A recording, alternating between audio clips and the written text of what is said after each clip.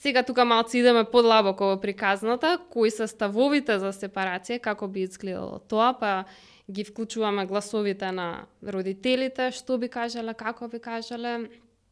И сега ќе добиеме, не знам, од клиент, да ги оставам моите дома, ќе се испотепат, нема шанси. Да оставам мајка ми само без мене, нема шанси, ќе падне во депресија, татко ми ќе пие, не знам, ќе се карат, не можат без мене. Драгана, како си?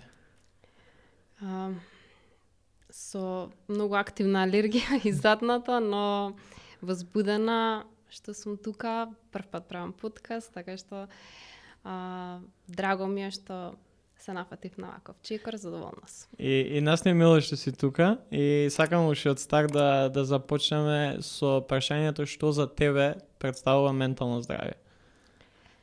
Ментално здравје за мене, ја може да искористам неколку метафори. Ментално здравје за мене е жонглирање. Имаме работа, пријатели, семејство, нашите мисли, нашите емоции, сето тоа мораме умешно да го жонглираме и за тоа е потребна свесност, внимание, фокус и вештини. Така што се што ни треба за менталното здравје да биде да го одржуваме на добро ниво, може би исто ќе искористам менталното здравје е куќа, менталното здравје бара секој што живее во куќа знае колку одржување бара, така што поставуваме цврсти темели и потоа се грижиме се да биде безбедно за нашето живење, да биде во најдобар ред, така што куќа имам уште многу, ако сакаш слободно. Не, ја ќе те прашам како ти ги жонглираш сите овие работи? Што ги спомна, работа, дома, пријатели, мисли. Пробувам вистински да жонглирам и затоа многу често сакам да научам да жонглирам и гледам колку навистина е тешко и така ми дојде асоциација со тоа што потребни се вештини. Нистекот на животот ги учиме, ги стекнуваме и стануваме се подобри и подобри во тоа, така што сега сум на некој добар пат, да речеме. Добар пат, да. Ја знам самиот за себе, бидејќи не сум толку добар во координација, ми паѓа најчесто топчето, ама кога станува збор за ментално здравје, ја мене лично, кога веќе збориме за метафори, трчањето највеќе ми помага и баш са Бајлево истрчав, не знам, 13 километри, кај што буквално целиот разговор сам со себе ми беше тоа што ми помогне цела недела од една на друга работа, од едно на друго место и сега сум конечно добар. Иако не наспием малце, ама ќе го инжонглираме тоа после, ќе избалансираме. Интересно ми беше, док се договаравме за подкастов, дека спомна, има работа за која што би сакала да зборуваш, а не се зборува кај нас. Поготово некај младите. Таа работа сепарација. Сега, што е сепарација? И зошто е важно според тебе да зборуваме денеска за тоа? Најпрвен не сум слушнала воопшто, значи да зборуваат американците, најверојатно можеби не е толку голем проблем кај нив, но на нашите простори сметам дека и така е голем проблем и бидејќи при работа со клиенти, значи со помлада популација, зборувам над 18 до некои 30 и неколку години, доаѓаат секогаш со проблем, некогаш експлицитно, значи проблемот е тоа и тоа, бидејќи не можам да се оцелам дома, имам проблем со тоа, а некогаш е во позадина, доаѓаат со првично друг симптом, но кога ќе влеземе подлабоко испаѓа дека е таа приказна. Сепарацијата е значаен момент, бидејќи ако не се направи правилно, носи последици понатаму низ животот, така што за тоа ја спомнав, бидејќи работам со многу клиенти, повторно ќе напоменам што доаѓаат со таа приказна. И затоа мислам дека никој не сум слушнала ни подкаст, ни некоја емисија, ништо поврзано со оваа тема, а е значајна за мене бидејќи јас сум ја искусила, сум поминала низ самиот процес, поболен или потешок да речеме, и затоа така ми текна дека можеме да зборуваме за тоа. Да, мене ми е интересно бидејќи јас сум некој кој што има поминато низ целиот тој процес и верувам дека голем дел од луѓе на моја возраст, па и постари, сигурно постари, го имаат доживеано тој процес која се одселуваш од дома и која секојаш е тој некој почеток тежок, ама следната година-две или ќе биде тешко, или ќе биде лесно, ќе се навикнеш. Да. Сега, ама никогаш ни самиот до пред ние да збориме за ова, не сум помислил на мислам на поимот или терминот сепарација како нешто што може да бидејќи секогаш, нели, кога збориме за ментално здравје, најчесто зборуваме за анксиозност, за депресија, за ADHD, за зависности, ама има најверојатно мал милион други работи со кои што се соочуваме и не знаејќи ги етикетираме со оние поголемите за кои што слушаме нон-стоп. Кажи ми малку повеќе за тебе, твоето искуство со сепарацијата. Како ти се справуваш или се справи со тоа и да започнеме со тоа, па после ќе продолжиме малку подетално.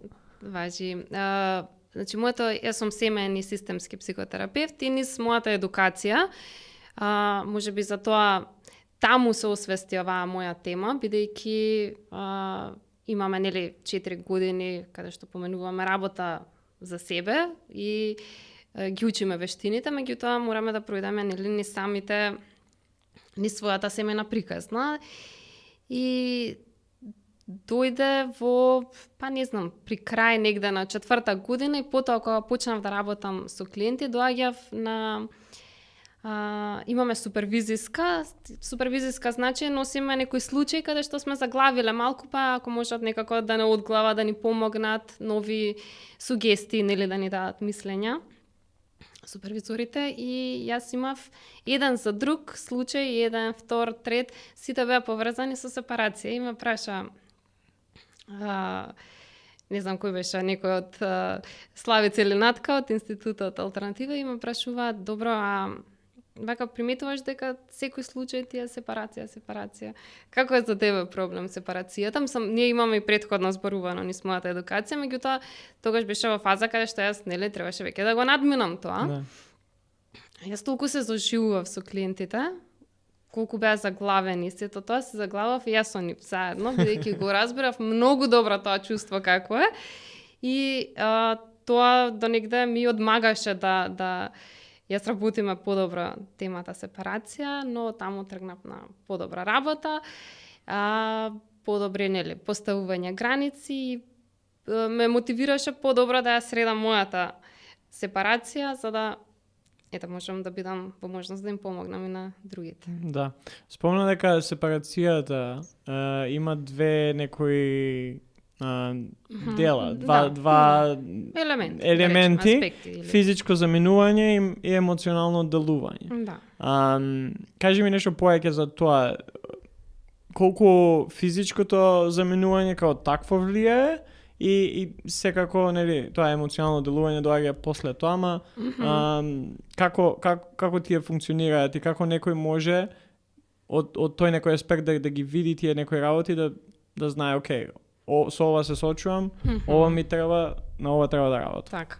Значи, физичкиот дел е очигледен, јасен, нели, пакуваме куферите, чао, си одиме низ врата и тоа е физичкото, но емоционалното делување, значи се пакуваме и велиме, окей сте сите така, да, окей сме, и ние спокојни скачаме низ таа врата и си одиме и немаме во позадина мисла дека нешто, нели, ќе се случува, туку сме спокојни и одиме понатаму. Два процеси и поради тоа, значи, можно е физички ние да се сепарираме. Тоа се случува, нели, на студенти доаѓаат на студии во други градови, одат, патуваат и сето тоа, но емоционално, ако мислите им се дома, тогаш се работи дека емоционално се уште не се на пат на одделување, или ако, не знам, се слушаат со мајката по 10 пати на ден, или 5, или колку и да е, но ниф ако ми е тоа терет, тогаш веќе не станува збор дека не се емоционално се уште одделени. Кои се некои први знаци на тоа? Дали тоа е треба да се слушам со моите неколку пати, или Ја до душа би додал не секогаш е родители, туку и обкружување и средина и пријатели и не знам активности кои што си ги имал, така? Зашто мислиш? Па кога го имаш тој си во нова средина, во нов град, студираш, не секогаш и еве и за мене не секогаш да, осеќаш некоја приврзаност дека ти фалат твоите, ама не мора да значи дека и само твоите или дома, туку е целата средина, целата тој начин на живот. И сега, кога или и како да спознаеме дека со тоа дека тоа е проблемот, а не анксиозност или не е депресија, не е нешто поеќе. Бидејќи тоа ни се случува секојдневно, многу тешко е да приметиме, бидејќи тука доаѓа гласот, па добро, родители ми се, па сакаат да ме чујат, па се грижат за мене. И тука е битката на двојните гласови, каде што не знаеме што е правилно, знаеме што сакаме, негде длабоко во нас, меѓутоа превладува грижата на совест. Превладува дека тоа, не знам, мораме да се јавиме, мораме да отидеме 3 пати, 2 пати, колку што ни кажале, а ние не сакаме тоа да го правиме. И тука е за секој е различно и тоа е процес, меѓутоа не многу сме свесни за тоа, вака на некое свесно ниво. И, например, клиенти ќе дојдат со проблем анксиозност, депресија, панични напади, што и да е, некои од симптомите и ние, добро, како е тоа проблем за тебе? Еве сега имам панични напади, не можам да учам, значи последниот испит нема шанса да го положам, не можам да излагам од дома, не можам дечко да се најдам, девојка да најдам, ништо, седам дома и не можам да функционирам, се додека ги имам паничниве. А ако ги немате паничните, што ќе биде различно? Па сеја тоа ќе можам, ќе го завршам испитот, ќе положам факултет, ќе си најдам работа, па партнерка, ќе си селам дома. Значи и сега тука малку идеме подлабоко во приказната, кои се ставовите за сепарација, како би изгледало тоа, па ги вклучуваме гласовите на родителите, што би кажале, како би кажале. И сега ќе добиеме, не знам, од клиент, да ги оставам моите дома, ќе се испотепат, нема шанси. Да оставам мајка ми само без мене, нема шанси, ќе падне во депресија, татко ми ќе пие, не знам, ќе се караат, не можат без мене. И така малце се разложува приказната. Сами уствари добиваат одговор ако се свесни уште од старта, ако не ќе им стане јасно. Јас од лично искуство и може да навлеземе и кои се некои работи кои што може да помогнат при ова. Јако на своји 15 години поминав цела година во Америка, како дел од програма за размена студенти, втора година средно, прв пат надвор од Македонија, прв пат патувам со авион сам, 3 лета, хаос.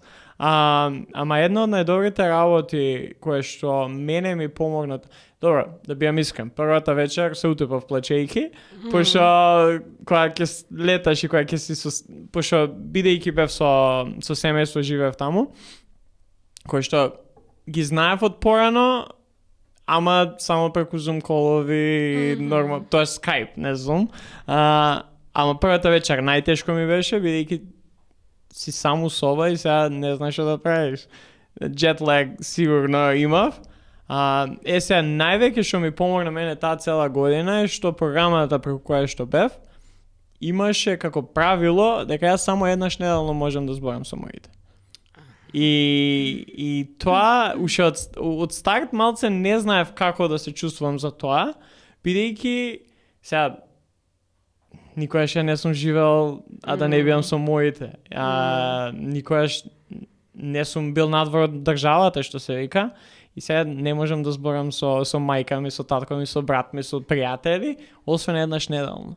Како поминуваше времето и како воспоставивме, сега сигурен сум дека им беше тешко на моите многу поеќе отколку на мене, или пак сигурно тешко исто колку што на мене, ама како поминуваше времето, јас сватив колку тоа ми само добро, бидејќи едва и чекав да зборам со нив, нели, утекот на неделата, и кога у недела, например, најчесто ќе седнеме, бидејќи немаш обврски, 7 сата време, разлика во времето, неколку сати ќе поминеш, ќе си направиш муабет, а во текот на неделата ми помагаше бидејќи ја не размислував што се случува дома.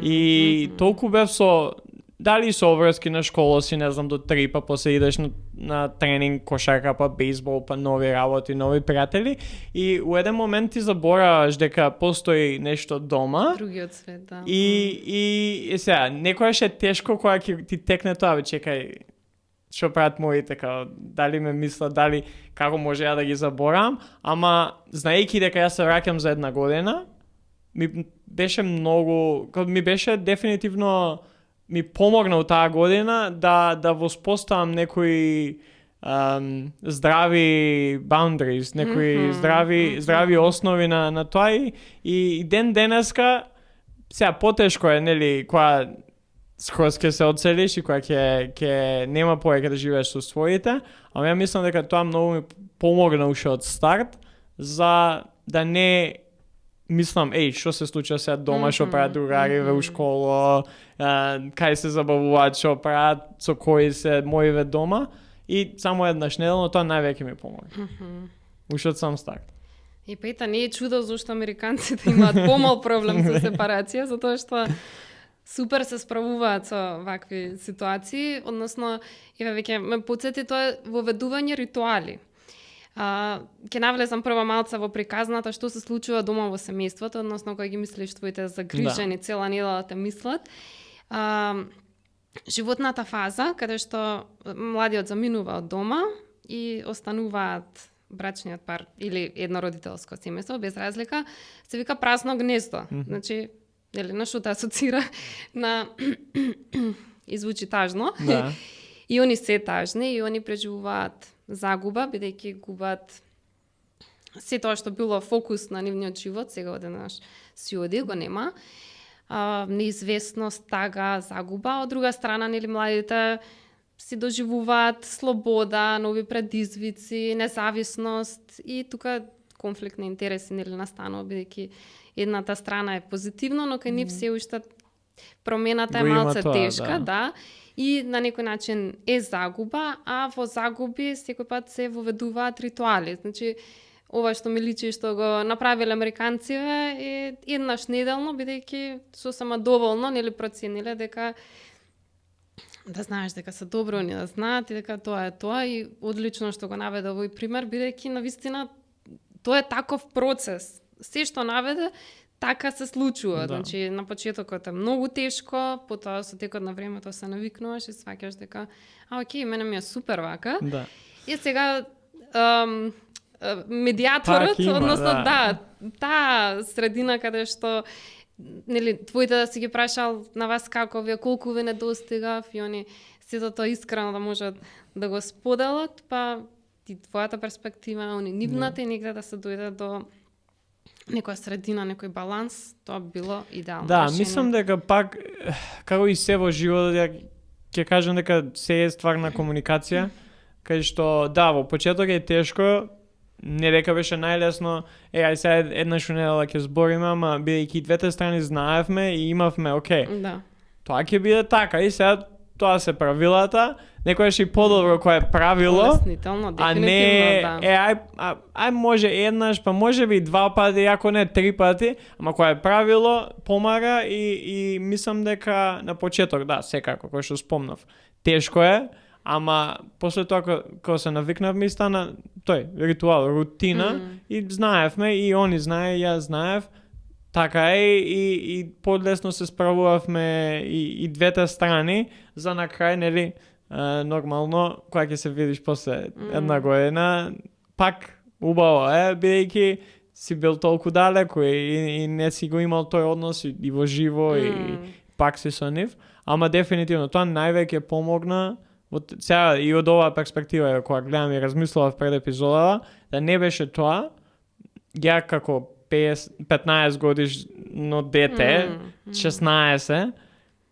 тоа би ми било многу тешко јас да бидам во една нова средина кај што, добро, јазикот колку толку го знаев, го научив уште повеќе таму, ама си меѓу луѓе кои што не ги познаваш, различна средина, различна култура, не ти се јасни многу работи, ама ти помага за да се внесеш таму кај што си. Ја мислам дека тоа е многу и кога дојдов у Скопје за прв пат на студии, тоа ми беше многу потешко, од аспект што за да си целосно таму кај што си мора да се внесеш, а не уште да ги имаш тие што се случува Струмица, па кога ќе си идам на секој 2 недели и немаш простор, не си даваш шанса самиот на себе да живееш најдобро што можеш, со тоа што пак многу е важно и мене ми беше потешко, поготово вториот пат, бидејќи не воспоставивме такви некои ритуали или рутина,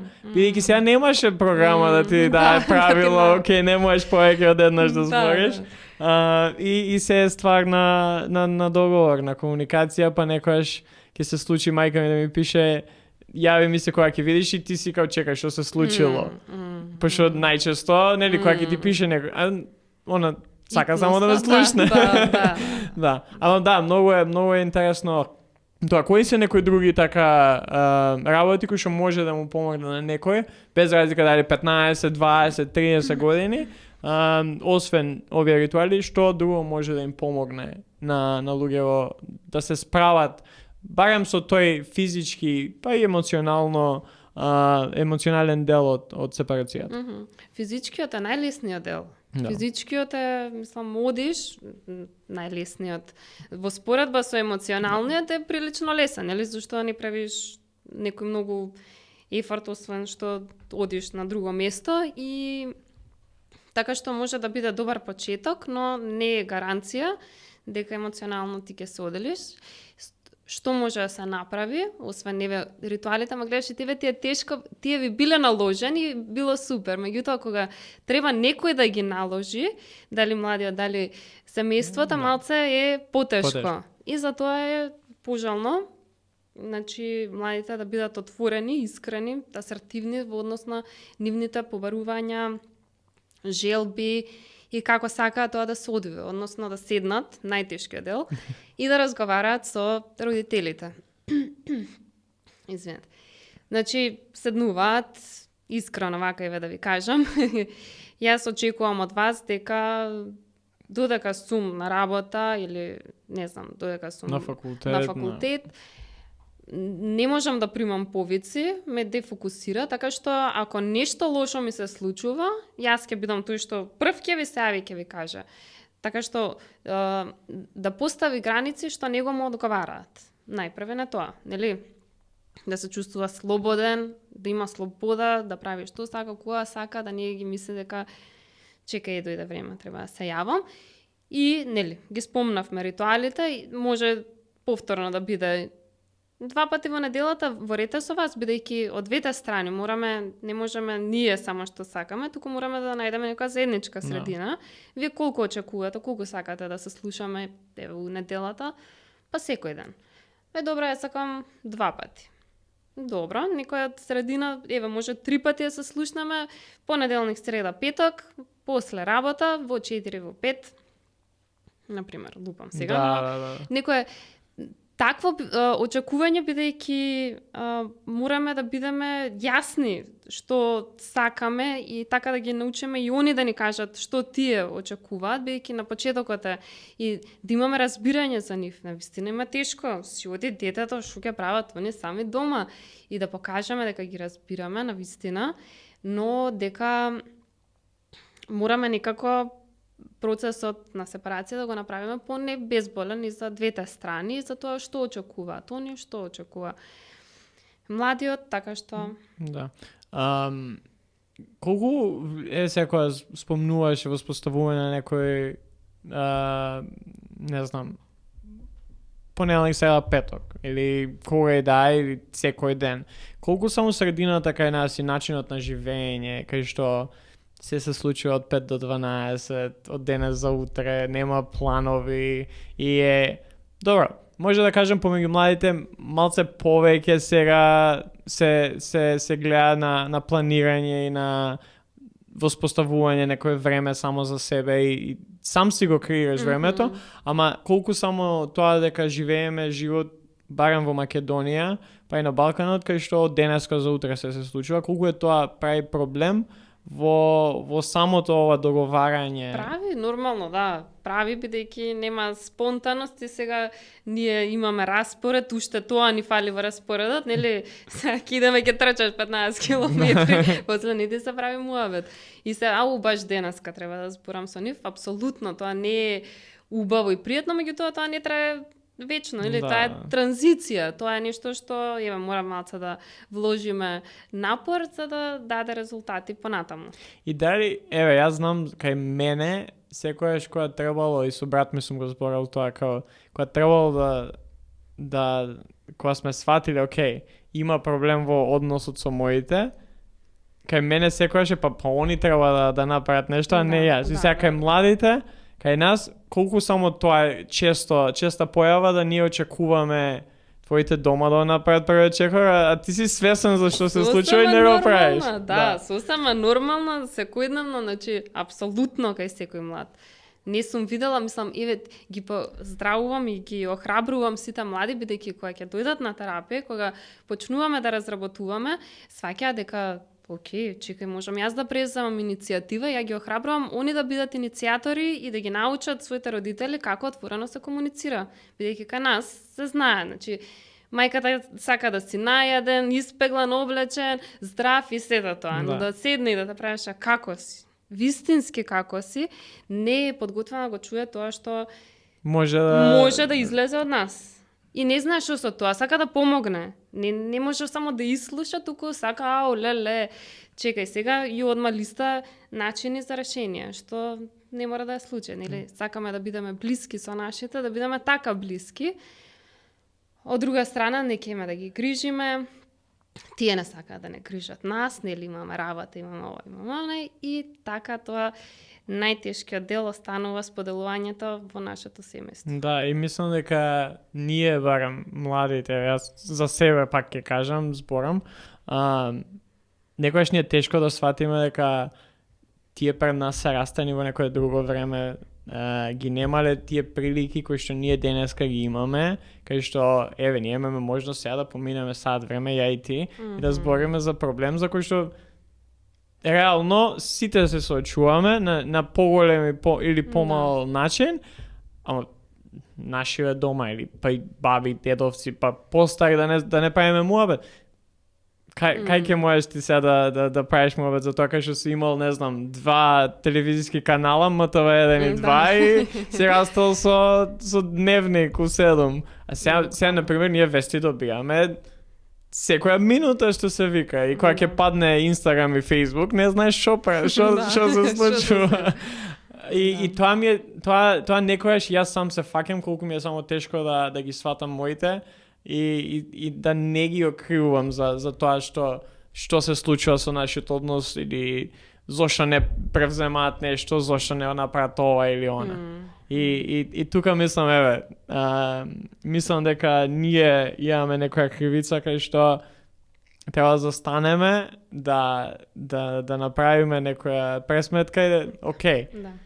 Иако се постари, иако се родители, или иако се... Не мора само да значи родители, може да биде и по тесна фамилија. Да. Сепак, ако јас сум свесен за тоа, ја треба да направам тој чекор. Не треба да чекам на некој друг да направи. Така е. Така е. Одлично што го срушиме подсети на тоа што го користиме и така како има влијание, за тоа се вика семејна системска, користиме 3 генерацијски генограм се вика алатката што ја користиме како семено стебло. Знаеш, во школа што сме цртале, почнува од нашата генерација, следната, родителите и баба и дедовци. Кој ќе нацртаме тоа, ако се партнери од двете страни, нивните генограми, односно нивните предгенерации, добиваме многу убава слика, многу јасна слика и самото тоа, значи, дали гледаме загуби, зависности, не знам, повторувачки образци, конкретно сепарација, гледаме дека нашата мајка имала потешкоти при сепарација, го знаеме тоа, ни го кажала нашата баба, например.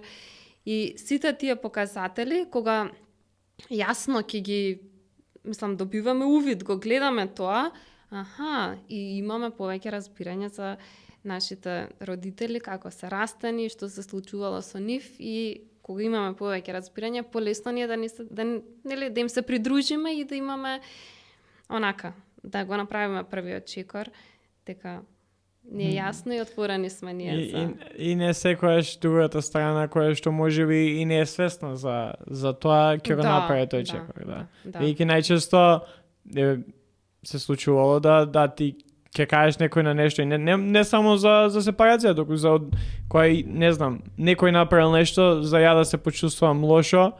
Они не ни знаат дека така јас сум се почувствувал. И сосема окей бидејќи ја ако не ти кажам сега тебе, ова што ми го кажа, вака ми направи да се чувствувам, тоаш може да имаме разговор и двете страни да седнеме, да разговараме како понатаму. Ама ако јас сум се почувствувал лошо, бидејќи ти си ми рекла нешто, а не сум ти кажал, као ти ќе знаеш ја како се чувствувам. И од таа страна, да, првиот чекор е многу важен и клучен, иако не секојаш сметаме дека ние треба да направиме тој прв чекор и тоа е најтешкото, ја мислам, барам за мене, како да надминеме проблемот. Што се случува кога нема некој да се соочи со овој проблем и нема да го реши? Кои се некои последици после тоа? Неразрешена сепарација, значи има клиенти кои се повозрасни, кои доаѓаат и ние работиме на тој симптом, односно велиме хипотеза. Симптомот е во функција да ја одложи, да ја олесни сепарацијата, да ја убрза, бидејќи има луѓе каде што не се сепарирале, нели, но си тргнале на свој пат, физички се сепарирале, основале семејство и сега најдуваат на конфликти со партнерот, партнерката, новиот, нели, брачен другар,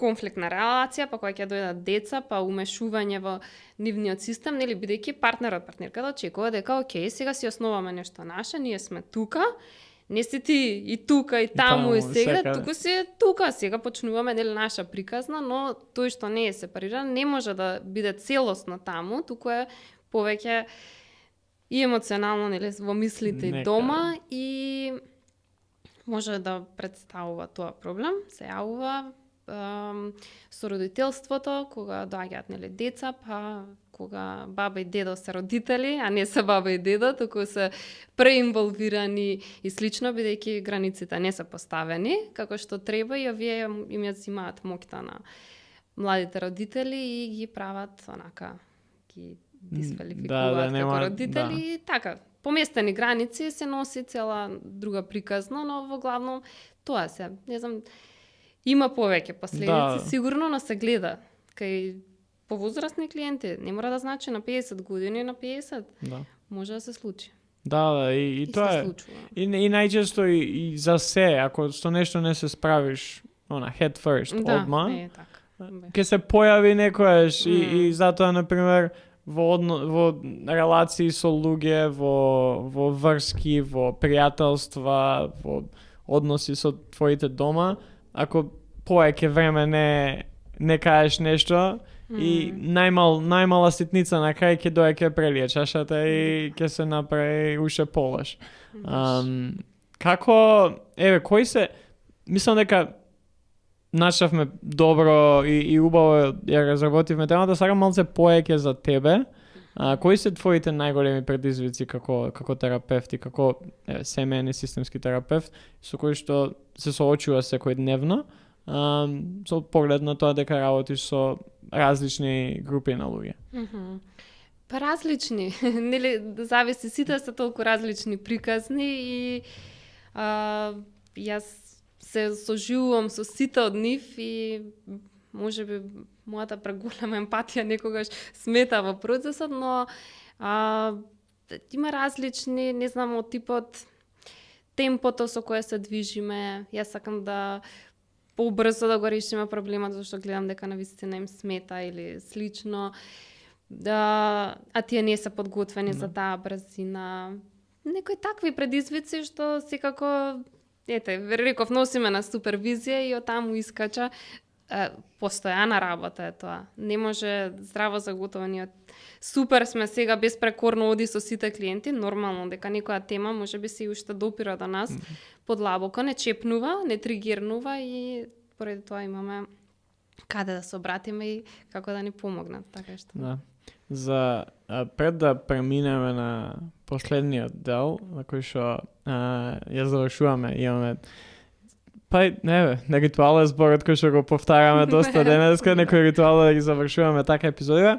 Пред некој ден ми излезе видео од Сајмон Синек, кој што е писател, мотиватор, професионалец у некоја оваа сфера, каде што зборува за тоа колку само него му помогнало тоа во односот со другите. Само фактот што ќе му каже на некој или ќе му пише "Hey, do you have 8 minutes?" Дали имаш 8 минути за мене? И тоа ми беше интересно да слушнам, бидејќи баш дека збориме за тие некои за колку само комуникацијата е важна и колку само тие некои граници се важни кои што ќе ги воспоставиме во нашите односи. Кога ќе му кажеш на некој, имаш 8 минути за мене, тоа значи дека имаме, окей, 8 минути е специфично време и треба да разговараме. Ми требаш да разговараме. Па сакав чисто да кажам само на крај, бидејќи кога зборевме, кога се спремаме за некој од епизоди, така ќе ми искочи нешто, ќе го зачувам и мислам дека е вистинско време и убаво да споделам сега, бидејќи едно техника која што секој може да употреби, дали ќе бидат 8 минути, дали ќе бидат може да збориш, имаш време да збориш, ама тоа е специфично, дали имаш 8 минути да збориме. Што по-конкретно да подобро. Да. Супер. Да. И така сакам да споделам за крај. Идеме сега со последните 4 прашања. Имаш слобода, колку сакаш да збориш за нив, толку. Прво, која последен пат си плачала? Пред неколку дена во неделата. Да. Која е најдобра инвестиција што ја имаш направено за самата себе во поглед на ментално здравје? Одење на психолог, се разбира. Да. Да имаш можност да се вратиш назад 10 години, што би си рекла само на себе?